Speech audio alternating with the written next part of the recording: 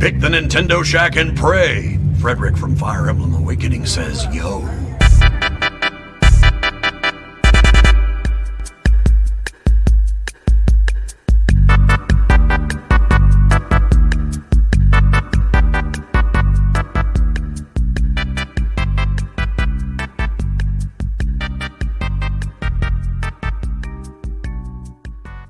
Greetings, Koopalings, and welcome back to the Nintendo Shack. My name is Donnie Reese, and thank you for tuning into our Triple Uno show, episode 111, titled Indie World. Not 2019, because we already had an Indie World 2019, so this is Indie World, parentheses, December 2019. It's going to be a semi-annual thing? Yeah, maybe so. Joining me as she does every week, that lovely voice that you hear, Miss Caroline. What's up? Hello. What's up? What's up? How you doing, dudes?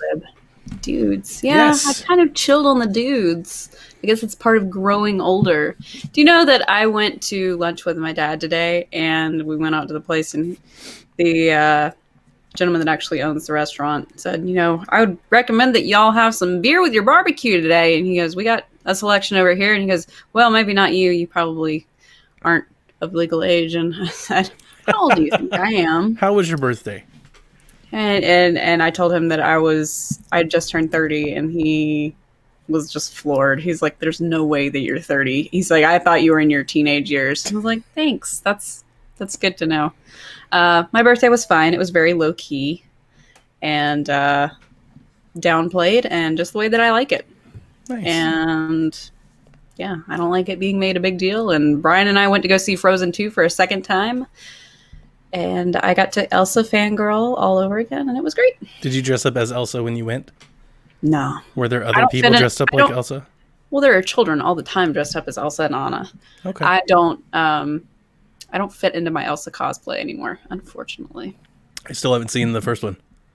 I'll show it to you. It's become a thing now. It's like a family meme. Everybody loves it. I didn't see it the first time, and now that we've gone so long and everybody loves it, now I kind of don't want to see it. Now I get to be the cool guy that never saw it. I like the second movie more than the first movie. Oh, wow. Really? I'll tell Melissa and them you said that. All right. Before we break into the show any further, let's go ahead and thank those that support us over there at patreon.com/PSVG, our lovely, lovely patrons. So, Caroline, I need a female first name, and if you would like to pick a patron, go ahead and do so. A female first name? Well, I think the only girl that supports us is Rebecca. We did Rebecca last week, so let's... oh my goodness. Let's call Haley. her... Huh? Haley. Haley's also a patron. Oh, our Patreon is not up to date on here because I didn't see Haley. Oh, no. So I'm thinking of just any patron, not just the ones we can do Haley anyway. Let's do Haley. Yeah, because we have another name you can pick as well. I need a noun and an adjective. A noun would be kitchen knife, and an adjective would be crazy. A verb ending in ing. Decorating. Been doing a lot of that. Give me a patron name. Another patron name? Just pick one. Anybody. Okay. Coach Mo.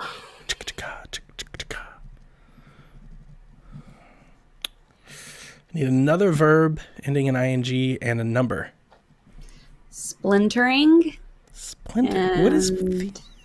I don't know. You come up with the craziest verbs. Every time it always throws me for a loop. Sorry. And I'm sorry, what was the other number? A number. 759. Perfect time to blow the 69 and you just blow it. I'm not like that, yo. A place. A place. Venice. No Dublin, huh? No. I need an adjective and a plural noun. An adjective would be metal, and a plural noun would be sheep. There's a lot more of these than I thought. I need a color, a verb, and another color. Color, number 1, gray. A verb, dance. And another color, magenta. Need another ing verb. Another ing verb. Getting Sweating. Sweating. All right. Occupation. Secretary. Adjective. Boiling. No, adjective. Oh, that is an adjective. I guess. It's a gerund. So I think it's a verb, but okay. It could be a verb. It could be, well, gerund is a verb that can be a noun, so that's incorrect. A noun and a type of food. A noun and a type of food. I'm gonna say glue and oh gosh, that can never end well with any kind of food. So I will say Brussels sprouts. Brussels sprouts. Yeah, every time, as the person who's writing this down, and it always feels weird to read it because I don't want to write in my book because I want to like be able to reuse it. So I write it on a separate sheet of paper, but then as I read it, I got to like go back and forth so I can get lost. But as the person writing them down, every time, I think, we've done this, 6, 8, 10 times, something like that. And every time I tell you to give me a verb, especially like an ing, like I'm always expecting like the most generic of verbs, like running, swimming. And you hit me with like splintering. I'm like, what? Where out of left field does this come from? I don't know. Like I want to analyze. It's like I have like a Family Feud brain. I'm like sitting there. I'm like, show me splintering. All right, here we go. This week's Mad Libs patron Mad Lib is titled Peppermint Crush. Ew.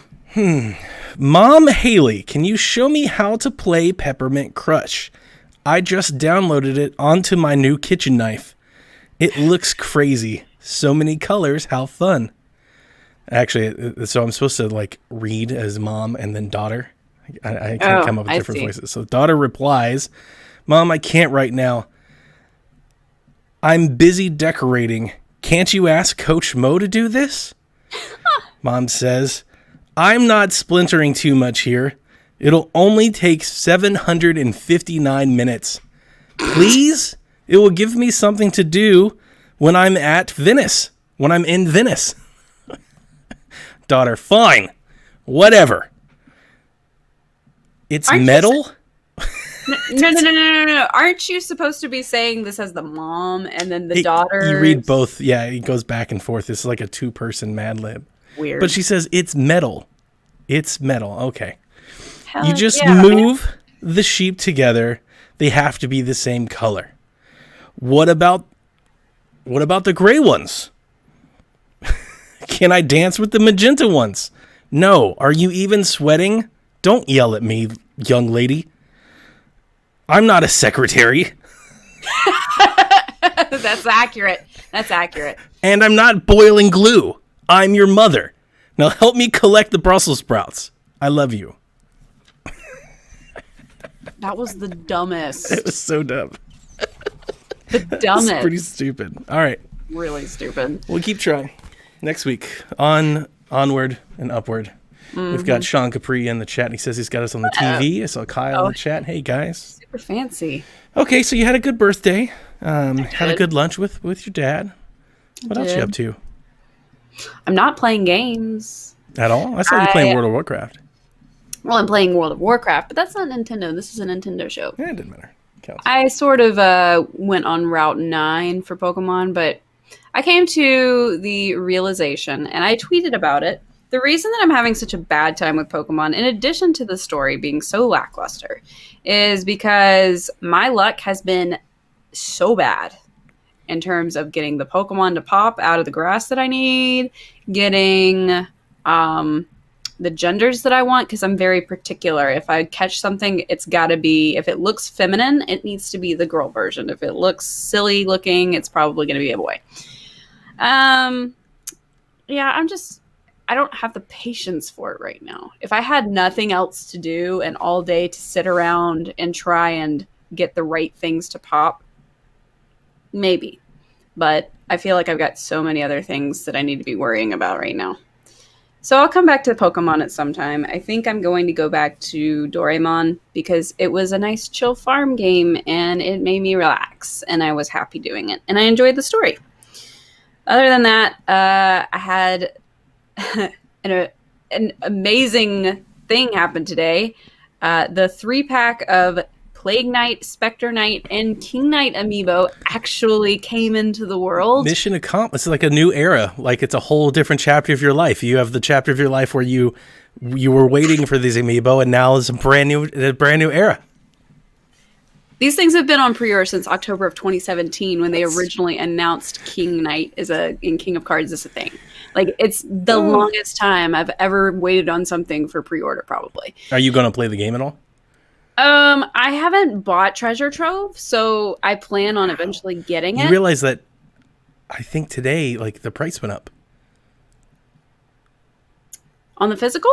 If you bought Treasure Trove, like, before today, I think it was $25. And if you bought it, like, after today, I think it's, like, $50. What? Like, That's with insane. the expansions and everything, they raised the price, I think. Or it might be $40. I don't know. Okay. I haven't looked into it because I have Treasure Trove, so it didn't bother me. But is it a free download for anybody who already owns it? if you already have it, you get to download all of it for free, and it's out today. So that's a part of our news. Like Treasure Trove came out today. You can download it and play it, and it's interesting because Shovel Knight was such a huge hit, and so many people have played it, myself included. I was interested. I actually pinged some of our Discord because I don't see that many people playing it, like on Twitter, people posting pictures of it, videos. Especially compared to like when it came out, when Spectre Knight came out. Yeah. I think it's died out quite a bit. I definitely missed the initial, oh my God, you got to play this game. It's so good. Yeah, It I know. was really, but, really good. I've seen people play it, so I know the story. I already know exactly like everything that happens. So I would still like to play it for myself. I would like to own it. That's interesting, though. I'm going to check out the physical copies on Best Buy after this show. I would. Yeah, I would definitely look soon. The amiibo are terrible. Oh, no. They are like That's so sad. So they wanted to go for colored PVC with very minimal paint jobs on top, but apparently they didn't pay for very good paint jobs, period. These things look as bad as the paint jobs on the Skylander amiibo, or the Sky amiibo as I call them. Like really bad. We're talking, I think McDonald's toys look better than these. Oof. It's rough. Now, my gold Shovel Knight amiibo is coming in tomorrow. It would have come today, but they put it on the UPS truck this afternoon, and obviously that's not going to come in. So I don't know how you can mess up a gold paint job on an all gold amiibo. I'm hoping that they don't. The Shovel Knight one looks great. I don't know where they cut corners or if they went to somebody else or if because there was so little demand or high. I don't know what the problem was. It'll just make them more rare and valuable in the end anyway. Kind of don't want to unbox them because of that, just it's like it's so bad it's good type thing. Mm-hmm. It's just a shame because I really wanted to put the set together and gosh, these guys look rough. I put pictures on my Twitter if you're interested in seeing them. I tagged our good friend Pear and I asked him what his thoughts were and if he had received them or not. Gold Shovel Knight will be tomorrow. My pins that I ordered from Black Friday, so I'm collecting enamel pins for those of you guys that don't know.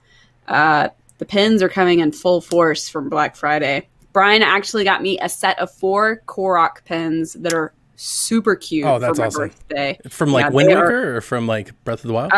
Well, I mean, they're kind of the same, but I'll show them to you here. So see the little guys from Hestu? It's hard to see them. Anyway. Sorry. They're precious. They're really precious. It was a great birthday gift. Great. And all of my other Black Friday pins are coming in. So, I got a couple Animal Crossing ones. So you put them on the corkboard and you just hang them on the wall? Ones. Yep. Okay. Cool. Yep. Very it's cool. Just like a very nice art wall piece, I suppose. So yeah, my canvases. Yeah, pretty much. I was talking about how heavy it's getting. The more metal and enamel you put on something, it kind of weighs it down. The Shovel Knight, that's pretty disappointing. That's especially because you've waited for so long. And They're just terrible quality. I mean, I've shared this before. I'm gonna play. I'll try it. I'm not gonna say play because play usually gives the insinuation that I'm gonna beat it, and I probably won't. But I'll definitely check out the King of Cards DLC expansion. But it's gonna be a while. Like, I've got so many things I'm playing right now, and I'm not even gonna lie. I have zero interest to play Shovel Knight right now. Like, it's not. And I've felt that way for a while now. Like, all the way up to the update. I think last year I might have had more, but it's like. So, like, for example, I just was just playing, like, Bloodstained Curse of the Moon, right? Last week I was talking about that. Mm-hmm, that's so Shovel Knight. It feels so Shovel Knight. Like, there's a lot of things out there that kind of have tried to Shovel Knight since Shovel Knight that I'm kind of Shovel Knighted out. Like, I'm kind of over Shovel Knight. I don't know. I'm surprised that they haven't gone and tried to make a new IP. Well, and they are, and, like, I know they're publishing things and things like that, and they're going to come up with new stuff, and they've got that Shovel Knight Dig game that's coming. I think what's happened is... You know, and I'm paraphrasing, and I'm really pulling a lot of this from Seth. Wasn't all of this originally? Kyle. All of this was originally supposed to be like. That's it. They right? promised all of this, and it's taken this long to bring it all. So like they're just committed to finishing, their end of the bargain. And I think they've just so over delivered so much great game. I mean, there's nothing. I'm sure King of Cards is fantastic. Like, don't get me wrong, it's a great game. But I am ready to see them do something else. Like, I don't need to play that game reskinned again. Like, it's so much. It's just so much. Yep. Okay. So I've had a pretty long 4 or 5 days. We're evacuating a major hospital here in Atlanta, which is a big undertaking, like huge undertaking. You know, it's like stuff you see in the movies. Have they not fixed this by now? So they fixed the leak, the pipe, but the problem is that it was 24-inch main, so it's 2 feet. 100,000 gallons of water poured in on the 8th floor, and 6 floors are basically ruined. It's like they're inoperable. The tower lost power. It lost HVAC. And unfortunately, this is not like waiting room area. This is the burn unit. This is the NICU. This is the ICU.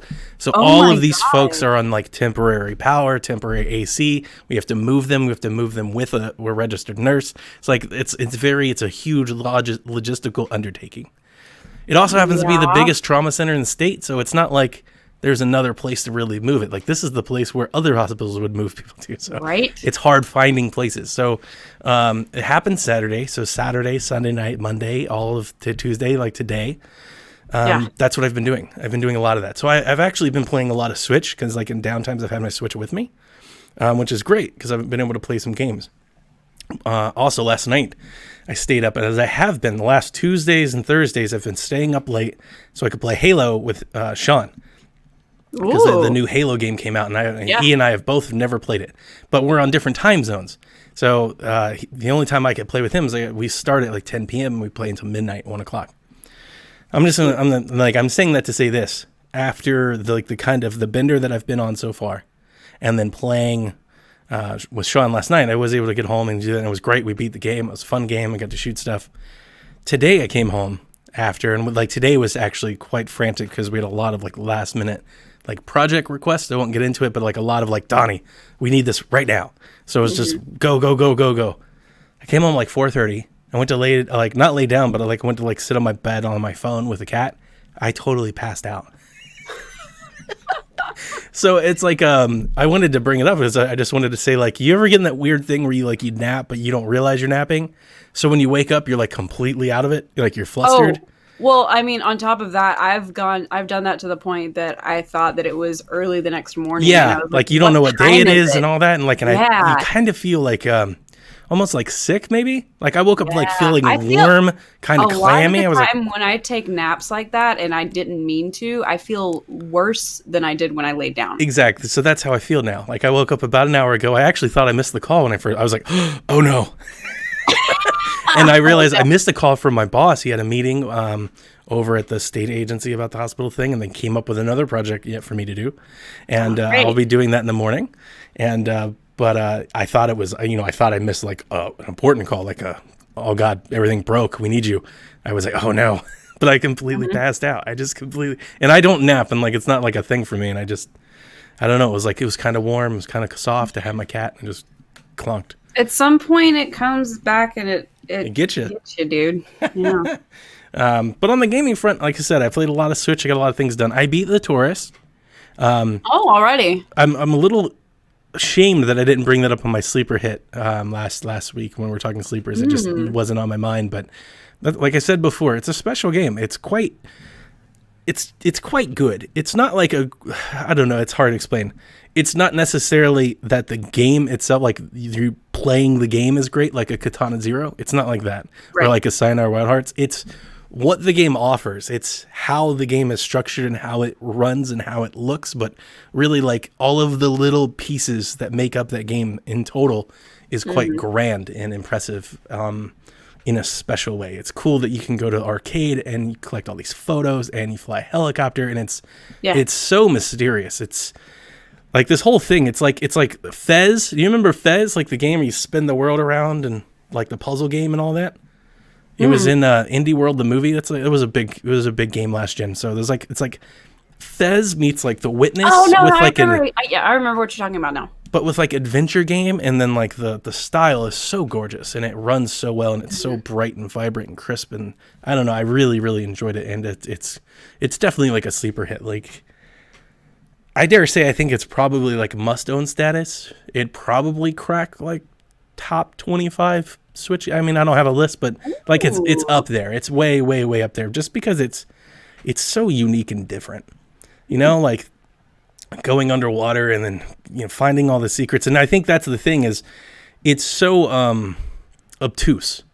You don't really know what even like I've beat it and I was still only at like 85% completion. There's still lots of things in there that I didn't see. Oh wow. Yeah. And that's the thing, but there's no like all of the hinting and everything for you to do. It's very loose, and it's not like it doesn't direct you. There's not a waypoint. Like you just have to find it. Like there's just stuff to find. I had to dive down this mining well and like all that. It's just there's a lot. It's quite good. I'm playing Call of Juarez Gunslinger, which I bought, and that's it's an old game from last gen. I played it on Xbox 360. It's a shooter. It's like a Western shooter, kind of like a Red Dead Redemption, but not like open world. It's first person. And it was awesome then, and I've got to say, I've only played the first 3 chapters. It's really, really impressive on Switch. It's crisp, it's vibrant. I think it's running, like at least I've only played it handheld. It's got to be running at least 720p, if not higher than that, in handheld, because it's very vibrant, and it's like everything looks really, really good. It's not blurry. It's not like some of these other ports. Like it looks fantastic in handheld mode. It's running smoothly, so I think the frame rate's at least locked. Probably 30, but it's at least locked because it runs well. And if you've never played the game, it's a Western, and it's funny. It's somewhat mature, a lot of bloodshed, lots of bullets, but really great storytelling. So like the whole idea with him in the game is he plays his character, and he walks into a bar or saloon, and he's telling like his stories of fighting like Billy the Kid and stuff. And then what you're doing is you're reliving the story he's telling. So as you're walking around, he's telling the stories about like what you're about to do next. And then I shot that bastard in the head, and then you shoot the guy, and it's that kind of stuff, and it's really, really fun. WoW does a lot of that too, where you go flashbacks and you play through the characters that are talking about. Cool. Yeah, so it's only $20. So if you're looking for a shooter and anything that's good, it's made by Techland. These are the folks that make Dying Light. And Dying Light 2 is probably one of my most anticipated games of next year. Like, I know everybody's like all Final Fantasy Cyberpunk. That's me for Dying Light. And so I was a big fan of this, and I wanted to support them. And it is a good game. So if you've never played it, you should definitely put it on your short list. And it's cheap, $20. Okay. Still playing Wargroove. I got through the second act. Now that I've played through the second act and got past the intro, I have a little bit more to say about it. And really, I can just endorse everything that the internet has told us about this game already. It's fantastic. It's really, really good. I know a few people picked it up. It's definitely the Advance Wars Fire Emblem feel that you know and love. Good. It's got really cool, all the characters, like not fully voiced over, but they have these little cutscenes where they do these little, it's very Shantae, like Shantae-esque, where it's just all like, why did you do that? And like they just kind of bicker back and forth. So I really like that about it. And then the strongholds and all of the stuff that you get to do in terms of raising your own army and taking over focus points on the map and having strongholds and all of that. That adds a strategic element to the mixture that you don't get a whole lot of in like Fire Emblem. that I'm quite enjoying so far that I really like. And I was thinking as I was playing, I bet Brian would love this game. Actually, it's really, really fantastic. He likes the tacticals, so I'm sure. Well, because it's like old school Fire Emblem, or old school Advance Wars, but with like the new elements, and just like I don't know. It also has so it's tactics, but it's also like army building, right? So it's like army building light. Like you can raise units and different kind of units, and you can take over, and you have like an aspect of that. Yeah, and you have like a little economy light mechanic where you can manage your money in the little battle, but it's like bite size. Don't put that on Brian, because Brian loves playing economy. And that's what I was playing, and I was like, Brian's gonna love the crap out of this game. So you need to get him more groove, because he's really, really gonna love it. And if he plays on PC a lot, it's on Game Pass. You can get it on Game Pass for free. Much, but yeah, I'll. But definitely get it on Switch. It's good. And then the other thing, I'm playing Mario Maker. I played a mess of Mario Maker before the hospital thing happened. So like Friday night, Saturday, and the Link stuff is as advertised, and my excitement, all that rings true. It's really, really good. Really I love it. Stages so far. Only thing that I don't like about it so far is there is not a tag to look for just Link stuff. Oh, see, I watch streamers and people come in with their newest stuff, so I'm sure you can go on Twitter or go on Twitch and that's what I've been doing. Yeah. I've been looking to other avenues, but it is kind of lost on me why they wouldn't, like, they have this big update, they market it, just put in a tag for either call it, like I was thinking, either do like by character if they plan on doing more characters, but if this is the character, just call it like special items. Because it is a special item, just like special items, and put all of the special item courses in its own little thing. I was quite shocked that it wasn't there, but I played, I don't know, I probably played 20, 30 Link levels. All of them I had a really fun time with. Some of them are quite genius and really, really good, and like all of the abilities that we were talking about. I had this one level, I think it was called like Link 1.0 or like Link Training or something, and in every screen forced you to learn how to use each of his mechanics. So it's kind of like a training wheels course. But it didn't tell you that either. Like once you figured it out, it's pretty easy. But like as you're going through, like I got trapped once because I jumped into one of the, I don't even know what they're called. So you've got the elements that you can put in the course that you can go through, but once you go through them, you can't come back. Like you have to go through it, but once you go, door. Yeah. So I jumped through a one-way door into a box to get a key, only realizing that once I got in there, I was stuck because you weren't supposed to jump in there. You were supposed to shoot an arrow and like arc the arrow over the wall into it to get the key to bring you the key to unlock the door. And there's several courses. I played 2 or 3 that are like on the same theme where every room or every puzzle you go through gets you a piece of the Triforce, so you get like 3 keys to unlock the overall door. I've seen ones that were similar like that, and they used a green item, a red item, and a blue item. Like, those are really cute. Yep, and it's fantastic. And I could use a whole game like this. Just get rid of the Mario stuff, give me all Zelda stuff, let me play different characters, and I would be right at home because it is super, super fun. Cool. That's it for me. So let's go ahead and bust into our news, and boy, did we get some. The Nintendo Indie Spotlight Indie World, the second one of these that we've had this year. I missed like the Nindy tag. I think we said that last time. I do too. It was cuter, more fun. There was a change in hands. I think the leader, who was it that used to be the head of the Nintendo Indies department, and he left, and new blood came in and stuff like that. So let's break down the announcements, and we'll start with what opened the show. Sports Story announced a sequel to Golf Story. It's coming mid-2020. In this little trailer, they showed off golf and opened up beautifully. They showed a little golf character hits the ball, and he hits the ball over here, he hits the ball over there, and then he hits the ball, and it hits onto a tennis court. And then they show tennis players, and you're throwing tennis, and then you have volleyball, and then you play football, and you do soccer, and there's a princess, and all kinds of stuff. It started to go crazy. Literally live stream while we were live reactions while we were in Discord when this was going on. We were like, what is this? Oh my God, what the heck? And then I literally lost count. Somebody said Tennis Story, and then I said it's like Sports Story. And then literally it was called Sports Story. Sports Story coming mid next year. This is without question my most anticipated title so far of next year, maybe up there like behind Dying Light. What row, of course. I lost my mind. We just have to talk about the irony, because we mentioned this on Twitter, because it's been like 2 weeks ago that you said, Caroline, do you think we're going to get I just want a Golf Story 2. That's all I really want. And I was like, I think it was a one and done game. And you're like, yeah, you're probably right. Yeah. I just had that feeling, and you just put me in my place. Well, it's because like way out of left field, yo. I mean, I could, not to regurgitate that conversation, but like I understand that typically developers, especially indie developers, no one project is like the same. They typically they do completely different things. They like to that's a big part of being independent. It's kind of chasing your whims. But Golf Story was so big. It's still exclusive. They had so much promotion from Nintendo. Being in E3, like that is rare air. Not many games get up there. Think about it. It's Hollow Knight and it's Golf Story. That's they're up there with the Shovel Knights of the world. To not go back to that well and use it at least once, I feel like is leaving a lot, like you're giving out on, like you have such a head start. Like I guess the best way of putting it is a lot of indie devs would kill for that type of promotion, that type of marketing, that type of awareness.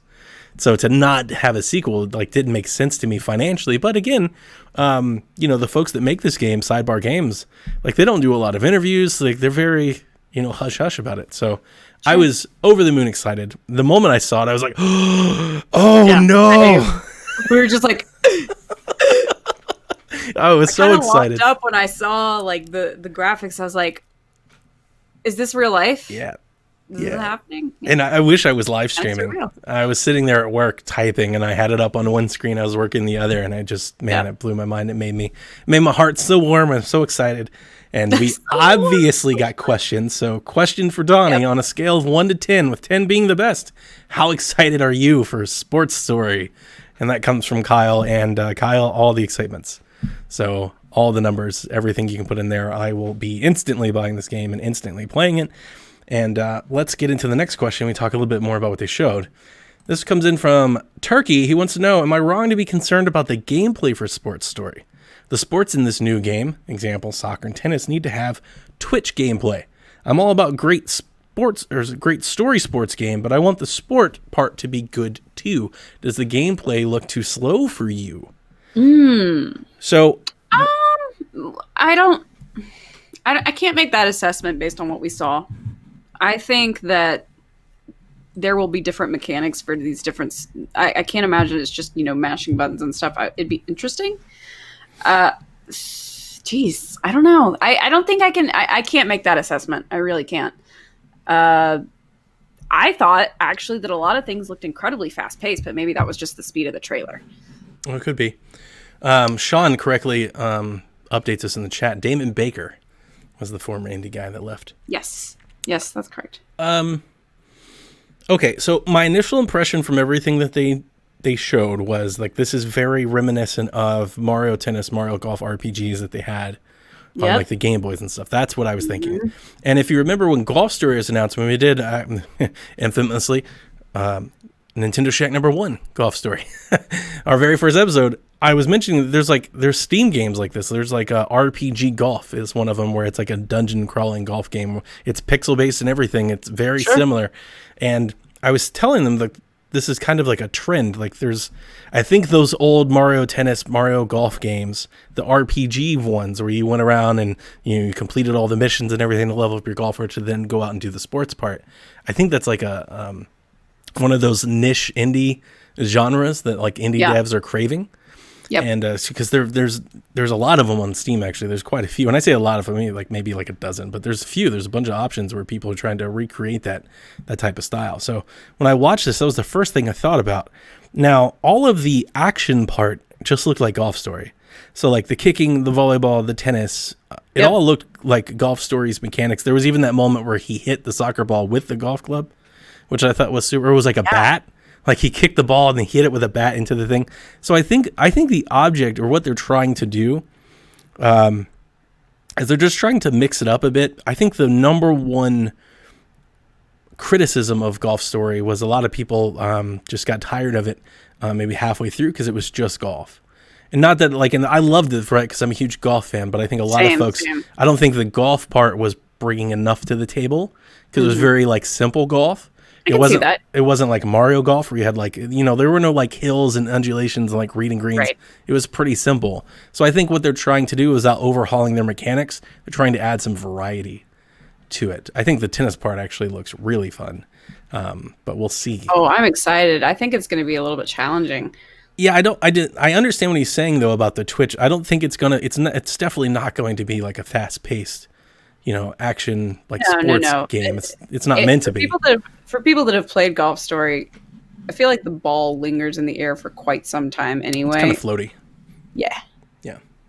And I remember when Jason and I were reviewing it, we were talking about like how we chip in and throw it in from like everywhere, like from all over the course. Like once I'm within 120 yards, like things going in the hole. It gets especially when you played enough, it gets very easy.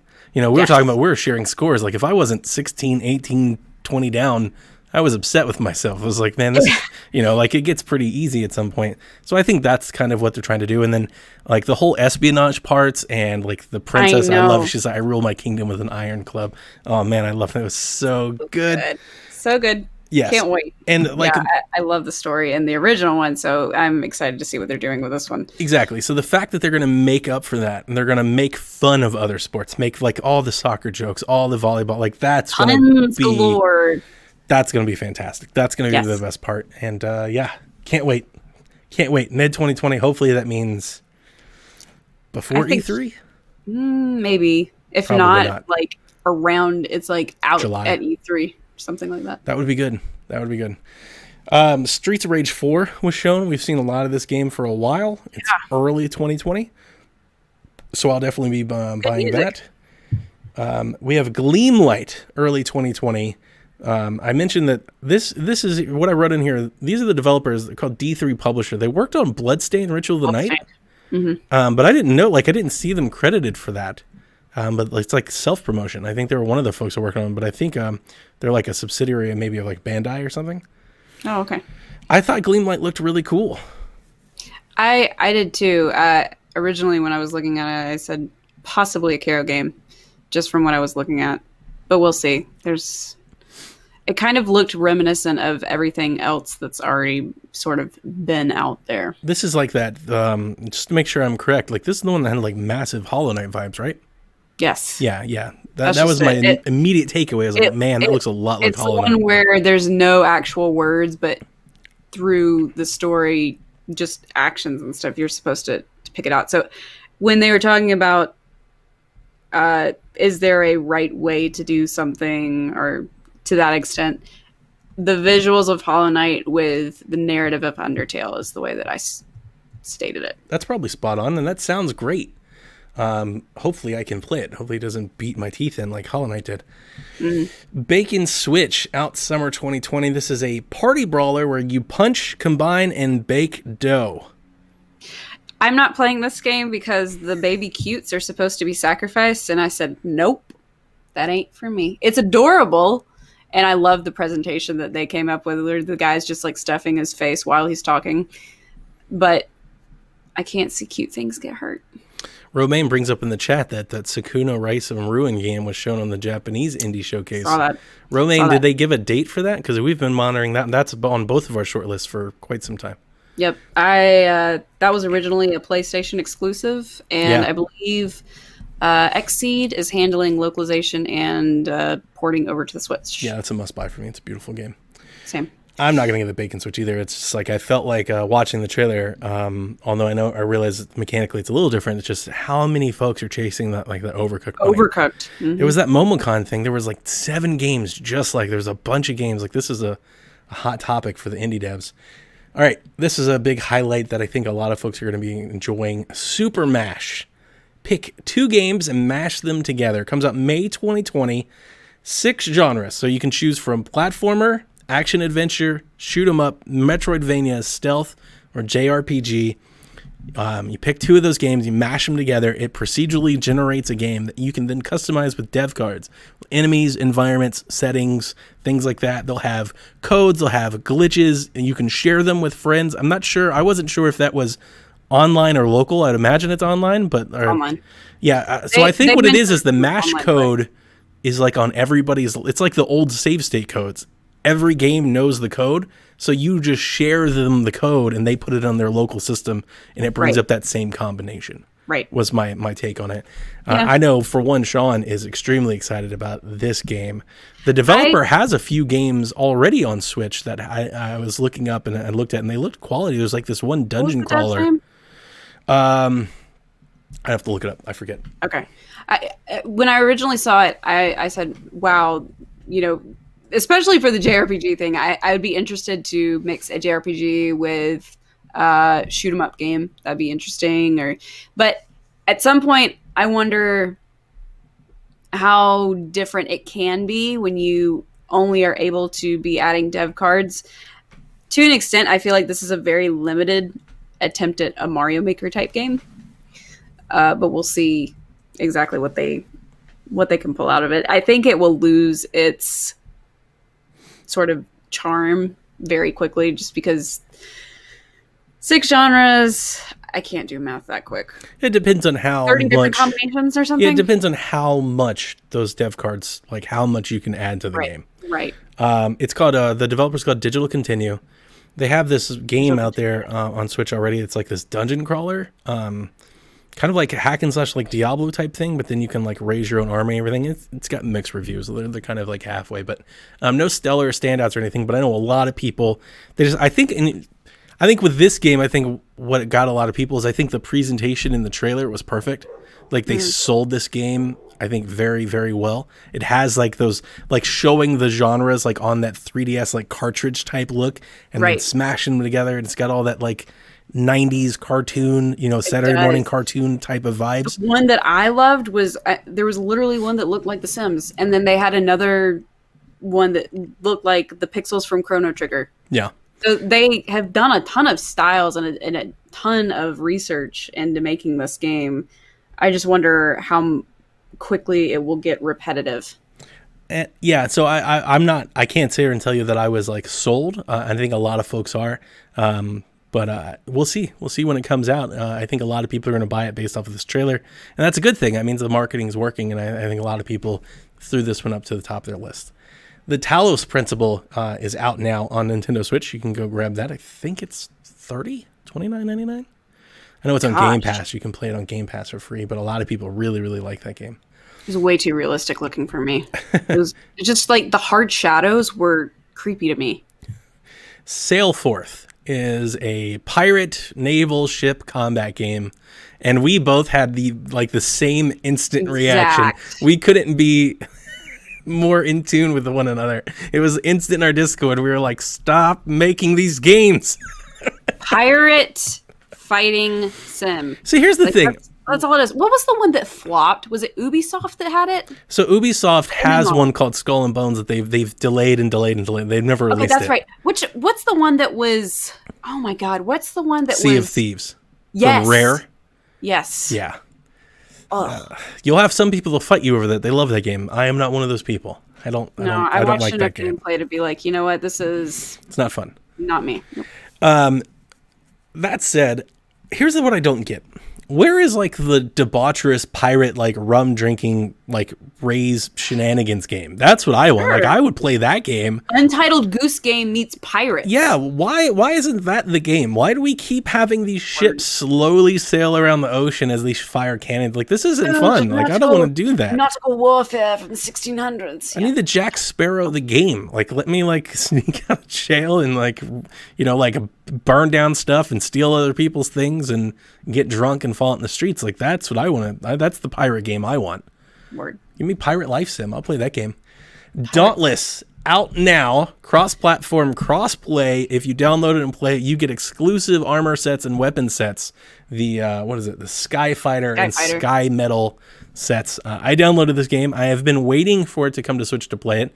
I have downloaded it to my Xbox, never play it because as I said in Discord, every time I turn on my Xbox, I've got 10 other games that I want to play. I don't want to play like this, but this is mobile, smaller pick up and play type stuff. So. Benji equated it. I was mentioning it to him, and he said it's poor man's Monster Hunter. I think that's so. I wouldn't. I'm that excites me actually. That description gets to me in a way because instead of saying poor man's, I'm interested because here's what I'm looking for: Monster Hunter Lite. That's what I'm looking for. Simple Monster Hunter. I want a Monster Hunter, but I don't want 1,000 menus and different things and the stat. Like I need that removed and just let me go fight things with friends, and I'm there. I hearkened it to Fortnite meets Monster Hunter. That's what it looks like. I'm there for that. I want to do that. That sounds good. I downloaded it. I haven't got to play it yet, and I downloaded it on Jack's Switch as well. So we were both in on Dauntless, and Kaiju said that he'd teach me how to play. So we're gonna party up maybe over Christmas. If anybody wants to have a Dauntless night and party, we can get into the Discord, have voice chat, and we can go hunt some stuff. Only max of 4 people per party, right? Correct. That's generally how it works for Monster Hunter 2. Murder by Numbers, early 2020. It's a timed exclusive. I wrote down the description here: from TV studios to glitzy award shows, player must uncover tangle web of conspiracy, deception, of course, murder, as they piece together the truth one pixel at a time. And it has the composer that did the music for Phoenix Wright and Beautiful Joe, Masakazu Sugimori. I like the puzzle games because, like I was saying, those... They look like Picross, right? Sort of. Well, it's not exactly Picross, I don't think, but those books those paper books that you go get, like, either in like the book part of the grocery store or the dollar store, and they've got all of the circle numbers and crosswords in them. I used to do these kinds of puzzles from my grandmother's, like those paper books that she would buy from the store every week. Penny Press, I think, was what they were called. But anyway, I don't know if I would like a narrative with that kind of game. It's whatever. If you just gave me a game that had the game part of it, not behind a veil of murder, figure it out, I would just rather play the game. It's like putting Sudoku in something where it doesn't fit. I thought the game looked good. Like what they showed me looked good, looked professional. But in terms of games, this probably had my low light of the show. Like I'm just of zero interest in kind of what they were showing. So sure. Oddworld: Stranger's Wrath is coming to Switch January 2020 for $30. If you pre-order it, it's $24. All right, so this is in the Oddworld universe. It released in 2005 for Xbox. It was updated and upscaled to 720p in 2011 for PlayStation 3. Later came to PC. Later came to Vita. It was announced and canceled for Wii U in 2013. It released for the Ouya in 2015. And it also has released on mobile platforms. The Ouya gets it before Nintendo? That's right. Now, here's interesting. Oddworld's creator, Lauren Lanning, he has an interesting history, kind of, with Nintendo Switch. Because back in 2017, he was on Kind of Funny's podcast, and he really shared... I think it was blunt and honest, so I can't even say harsh, but he shared criticism over the Wii U, and he basically said that Nintendo wasn't making markets that were sustainable for indie devs. And he pointed to the Wii U and how indie developers, how nobody made money on Wii except for Nintendo, and he said the same thing for Wii U. At the time when he said it, I want to say I felt like some resistance to that, because I knew, especially on Wii U, think of Shovel Knight, and I know Shovel Knight has a lot to thank for 3DS, but it was there on Wii U as well, and a lot of indie devs found a lot of success on Wii U, like sure. Runbow and stuff like that. Like anytime there's a smaller market, indie devs can find success. It's hard when you have a huge market with tons of options that it's hard to get like the indie games to bubble up to the top. I think people complain about that too. Is Nintendo's giving precedence to these people in these directs, but you're not talking about my game. Who was that? And what was it? It was the Moon Guardian game developer. I can't remember the dang name of it. I'll figure it out. Okay. Moon Chronicles? No. Okay. No. I didn't know if you were talking about Jules. I was like, I don't know if I've ever heard Jules say anything. Okay. So here's the interesting thing. So he said all these things about them before the Switch launched. He basically said the Switch won't be successful at all. It won't do anything. He won't support it. And then lo and behold, here he is, and he's putting this old but updated Oddworld game on it. I think it was interesting. And to Nintendo's credit, they featured him in this promotion. I think the Switch has done a great job of cultivating indies. And like we've said, I mean, we love the indies here. So if you're not an indie fan, like Nintendo Shack's maybe not for you, because all of us, especially even Jason and Kevin, all four of us that are primary mainstays here at Nintendo Shack, we love indie games. And that's why we talk about Hollow Knight and Golf Story and Katana Zero and all these types of things. So I just thought it was interesting, a little history with Oddworld here. And maybe he's changed his tune. Maybe he's come back around. Maybe we'll see other Oddworld games. I used to like the Oddworld games. I bought the one that came out on Oddworld New and Tasty. I bought it on Wii U and supported it like at launch. So I would like to see more. I would like to see new Oddworld games come. I think they're fun, but I don't know if I'll rebuy any of the old ones. I'm definitely not buying this one. This looks like an old game. It's like $30. I'm like, yeah, no. This isn't my cup of tea. Yeah. I saw it and I was like, what is this? We saw another trailer for Skatebird, which we've seen a lot. It was at the Kind of Funny Indie Showcase. It's been at E3 and it's coming to Nintendo Switch. It's Tony Hawk with birds on skateboards and it looks super cool. The only thing that I would like to say to them is I hope they can get some music. I think music is a big part of skating games. Like you want it to feel like a skating game, and like the jazz stuff that they keep playing in the trailers is not doing it for me. So I hope they can get their hands on some good music.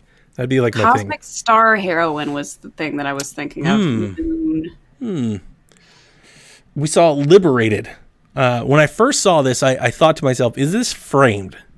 Because if you've never played it, there is a game on Switch, on the eShop, and it's on everything. It's on PC and Xbox, PlayStation. There's a game series called Framed, where you put comic panels together in order to line up the actions to like complete the puzzle.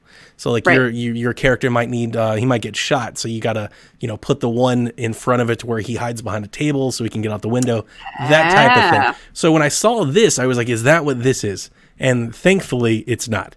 It is comic panels and you go from comic panel to comic panel, but you are in control of the character. You can actually do the shooting and the jumping and stuff like that. And that opens me up, to wanting to try this game way more than Framed, because I got Framed, I bought Framed, I thought it was cool. It definitely wore out its welcome with me like early. I would not want to play another one like that. But after all of that, it's got this cool like cyberpunk graphic novel type thing. It reminds me so much of Sin City, like the movie. Yes, I got that vibe too. Yeah, it just looks just like that. So it's another one I'm in on. I definitely want to give it a try. Interested to see how stealthy it is versus like action. Like if it's super stealthy, like it seemed very actiony to me. It did. This isn't my kind of game. I don't know. Okay, I'll definitely be getting it. We also saw Boyfriend Dungeon, dating sim dungeon crawler mashup. Players forge precious memories with many different loves, and then use their individual combat styles to clear up monsters and uncover the dungeon's secrets. I wanted to see what the boys look like. They showed a few. They showed a couple. Yeah, not enough. I need my options. I think this game looks fantastic, by the way. This game looks awesome. The gameplay looks great. Mm-hmm. I love the top-down isometric look. Just everything about it looked really pretty. Good 2D animations, too. Yeah, it looked really, really good. Dreamscaper. Early 2020, timed exclusive. I did look up this game because I think it looks pretty cool, pretty neat. This is a Kickstarter game. It raised $50,000 last year. It's coming to Switch and PC. I don't remember what this one is. So this is the one, it plays like, so you're like this dreamy state. I was getting, from at least the look, like it's got this top-down thing. It's kind of like this transistor type thing. But it's very action oriented. Like you can do shooting, you can jump, and it's like hack and slash, kind of like Travis Strikes Again type thing. But the settings and the environments that they showed, at least in the trailer, really, really pretty look. Yeah. And like you've got this whole narrative, and they talk about like how you're unraveling the secrets of like your subconscious, like in your nightmares and stuff like that. So I thought this was really, really cool. I will definitely be getting that one and giving it a try. The other one that came out was The Survivalist, procedurally generated, crafting, base building, escapist universe. You get to play with local and online multiplayer. There's monkeys. Yep, Caro game. I don't like monkeys. Really? I hate monkeys. It's a weird thing about me. So like, cute. I just don't like monkeys. I've never liked them. And I want this game. Nice. They're really cute. But yeah, you give me a crafting, base creation, survival. Yes. Absolutely. And then the last thing that they closed on, the one more thing from Thomas Happ Games, Axiom Verge 2.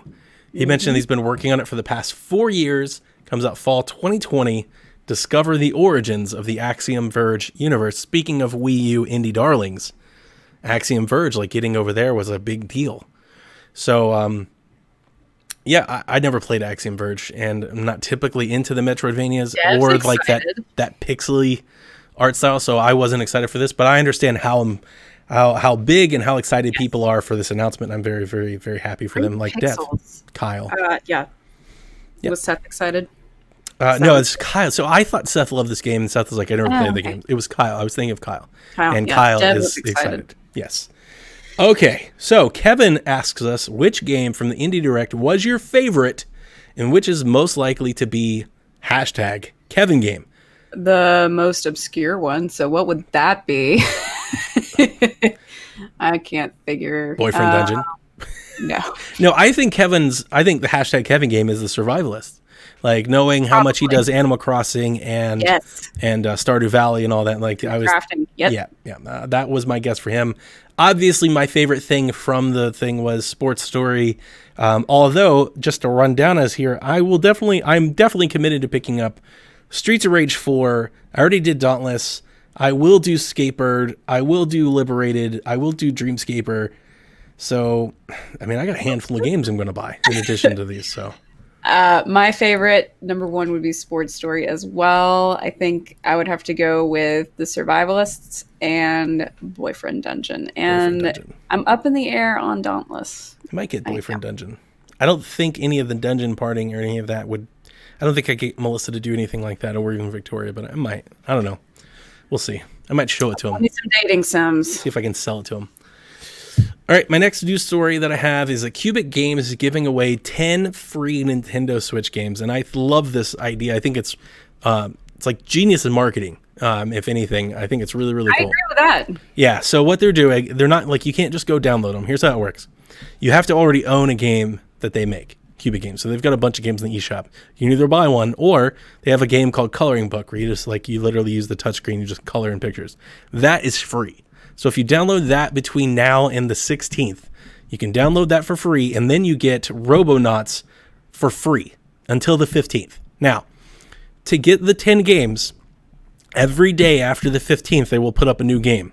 So, for example, you get Geki Yaba Runner on the 16th, Puzzle Book on the 17th, One Strike on the 18th, Wrecking Ball Adventure on the 19th, Color Road on the 20th, Race Die Run on the 21st, Wrecked on the 22nd, Mana Spark on the 23rd, and then there will be a mystery game announced on the 24th. If you download every one of those games each day in order, go to the eShop and download, you will get them all for free. So Seth and I are very excited because I am adding every one of these to Jack's Switch. As I was mentioning, I was picking up cheap games just to give Jack content to carry around and play when he's not at home, when he's away from internet, when he can't use my profile.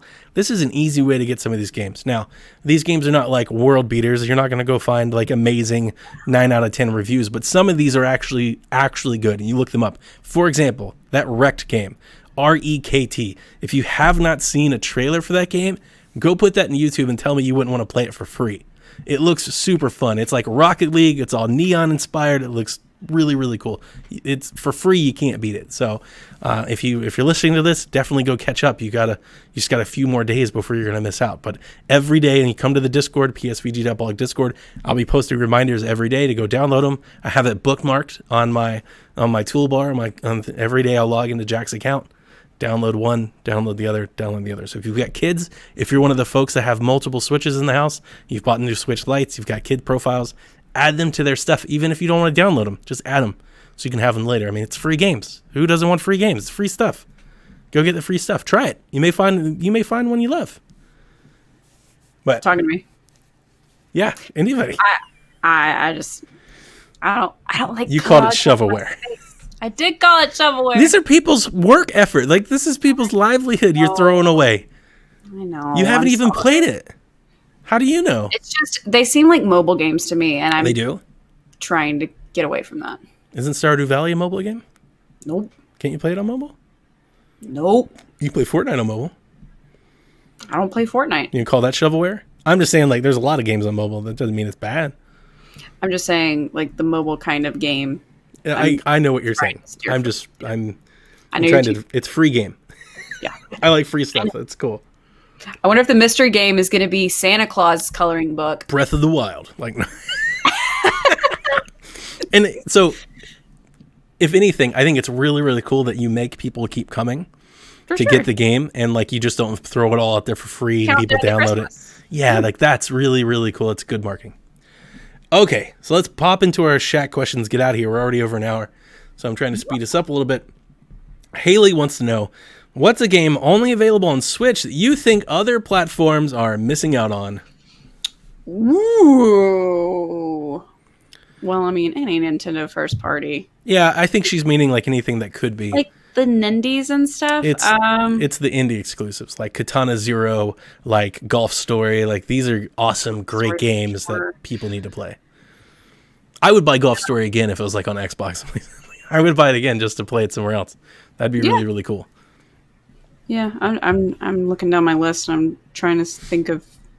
I don't see any. Travis Strikes Again, although that's coming to PlayStation soon. Yeah. Mm-hmm. Sorry, I don't have an answer. Okay. Nick wants to know, with the latest development from Sony San Diego, did you see this news? By the way? Oh, yes. I saw it break live. Do you think MLB The Show will come to Nintendo Switch in 2022?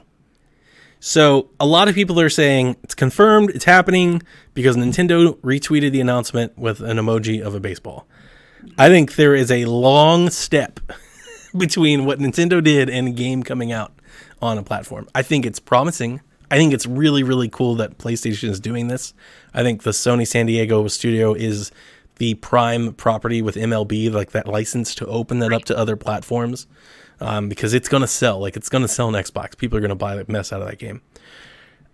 I said in our Discord, and I was aptly corrected, I think, by Rebecca and Chris, for that matter, that I would be impressed to see MLB The Show like run on Switch. And then the only reason I say that is the MLB The Show like praises itself on its like cinematics. It's very high fidelity visuals. You know, it looks fantastic. But I was corrected that there are Vita versions of this game. I had this game on Vita. So I'm sure that they could port something to Switch and get it over there. And for that matter, I kind of think that they will. Yeah, I think they will. If they're going to go this far, if MLB is going this far to, because I'm sure Sony's getting paid. Like, I'm sure this is a deal here. Right. So if they're going to go this far to open it up to other platforms, like, why would you put it on? I mean, I'm going to say this, and I'm not like throwing fire at Xbox. Why would you put it on Xbox and not Switch, considering how well Switch is selling? It makes almost more sense to put it on Switch. So yeah, I kind of think that we will see MLB The Show come to Switch at some point, and that's exciting. It's good news. For sure. Okay. Yeah. Heated Potato wants to know, if you could port any game to the Switch, which one would you choose? What a great name. Heated Potato. Heated Potato. That makes me want to go get some, like, I just want to go get a baked potato with some sour cream, some cheese, bacon. Oh, bacon bits. Good. Yes. Maybe a little bit of chives. I love a loaded baked potato. Word, dog. All right. If I could port any game to the Switch, I'm going to go get a baked potato. I'm going to go eat a bowl of cereal for dinner after this. Golly, you know what? There are so many previous gen games that I feel people are missing out on because they didn't have a Wii U. Yep. But at the same time, there's so many other games that I adore on PC that haven't made it to the Switch. Do you have any in mind? I'm just trying to think. You know, I answered a question on Twitter earlier this week. That it was an interesting question. It was, what are the never going to happen, like insane if it ever happened, Switch ports? Mm-hmm. And I was thinking like a Dead Space collection, a BioWatch collection, anything like that. I think would be really, really cool. Infinite would be good. So then that's what I was thinking. Like that entire trilogy, right? Like, because they released the trilogy on Xbox and PlayStation 4, and it is old gen stuff. So it's not like it can't happen. It totally can happen. Like, you could get a BioShock trilogy on Switch. If they could do that, I think it'd be fantastic, because that's a series that Nintendo core gamers have never been exposed to unless they have other consoles. and it's a great series. And like just the idea of like playing that, like I'm playing Call of Juarez, right? And that's an old gen game, but I'm really impressed with how cool it is to play an old gen game on a portable. Right. Having something like BioShock the Collection, like that would be really cool to see. It's like, man, that's really neat. I have an entire world of video game universe in the palm of my hands. I don't know. I feel like the answers are easy, like GTA 5. I know. Well, for me, it's just a matter of I need to go back and think of the things that are near and dear to my heart. The thing is, most of them are available on Nintendo consoles. It's just a matter of... You got to have them all and have all the access. The Metal Gear collection, if we could get Metal Gear 1, 2, and 3 in HD on a cartridge and play on the go, that would be really, really dope. I'd be excited for that one. But like a lot of the games that it's like some of my favorite games, which aptly I'm going on board with video games talking about my favorite games of the generation. Like if we could ever get Control on Switch, I love that game. Control is amazing. Or Far Cry 5, that would be awesome. But I don't think any of those games can happen. But if we could, it'd be cool. So if I could port any game, something like that. Yeah. I don't know.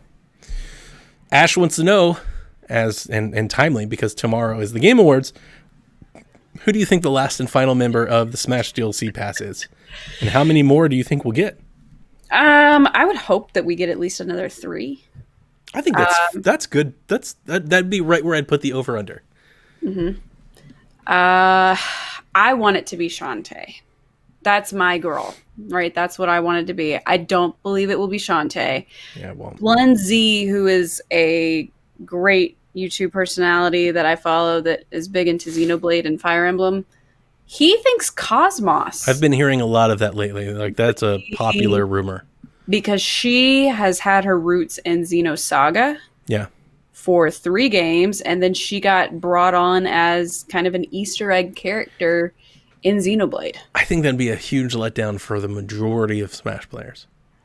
Absolutely. But she, if we're talking about like Terry Bogard, she is just as qualified. I'm not saying she's not qualified at all. That's not what I'm saying. I'm thinking if that's your last DLC pass fighter. Yeah, I think that'd be a big letdown. I would rather, if Cosmos is coming, just put that on extra. Like that's just an extra character after the pass. Because you already it's just ending on like a real down note. It's like people are like, I'll just buy Joker and not the other ones. Or I'll just get Banjo and not the other ones. They should have ended on Banjo. They should have ended on Banjo. I agree with you because I don't think any character that I provide, bigger. I don't think any character that I can provide would be more apt for Nintendo fans than Banjo, unless it's truly something like crazy, like Master Chief or something insane.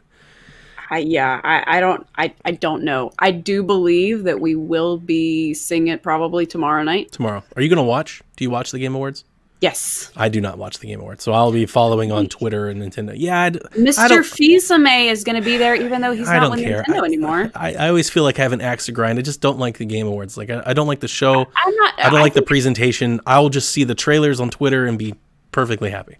Okay. I think that it's, I think all award shows are kind of overplayed and stuff, but it's a matter of watching for... I just don't like how... world premiere, I don't like how they do the categories. I don't like how they find... I just don't like all of it together. I don't like how they pick the candidates. I just don't like it. So the award show part of it, not interested in. The announcements, of course, I'm excited about what's going to happen. That's why I watch it. I'll see it on Twitter and stuff like that while I'm playing. Hopefully playing a game and not working. Hopefully I'll be playing something. I want it to be Travis Touchdown. If it's not going to be Travis Touchdown, I would want it to be Shantae. Like you, I don't think we'll get either one of those characters. I think part of me wants to say that I think Travis has a chance. He could be an extra character. I think he fits Smash, but I just don't think he has the. But at the same time, I don't know. Maybe this you tell me because I know I'm biased here. I think Travis is every bit as capable Terry Bogard. There's tons of No More Heroes fans out there. Was really out of. But it's old. Yeah. At least Travis is somewhat current. I don't know. And I feel like Terry didn't have as many related. I don't know. It's a difference in the Neo Geo was a lot bigger in Japan than it was here, and I think they're playing off of that Japanese nostalgia. Sure. I think that's what they're playing off. I just want Suda enshrined in Smash. He deserves it. I mean, like, I think so. I think he deserves it. And he's done a lot for Nintendo with Killer 7 and No More Heroes and things like that. Like, I would like it to be Travis. That said, if it's the pass and you're going to sell them all in a fighter pass together, I think they need to hit something that actually means something to lots of people. So, Resident Evil, Dante, something like that. I think Leon would probably have the best following of people that would be appreciative of him being in. We've talked about a Xenoblade character I would be excited for. That would be cool.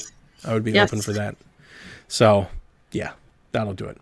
And that'll do it for our show this week as we run over time. But yeah, hopefully you can join us over in the Discord. Again, psvgblog/Discord, where I know Kyle and Josh and Kevin, like, they're all about the Game Awards, so they'll be watching it with Caroline. You guys can chat all about it. I'll be checking out the news and the trailers that you guys post and all that. Hopefully while I'm playing either more Mario Maker or Ukulele. I've been playing more of that over this weekend. That's another one that I got to get to before we start doing our Game of the Year posts and nominations and all that good jazz. That'll be coming to you guys over Christmas. So that'll do it for this week on the Nintendo Shack. Thank you, listeners, for checking us out, and we will catch you next week. Bye.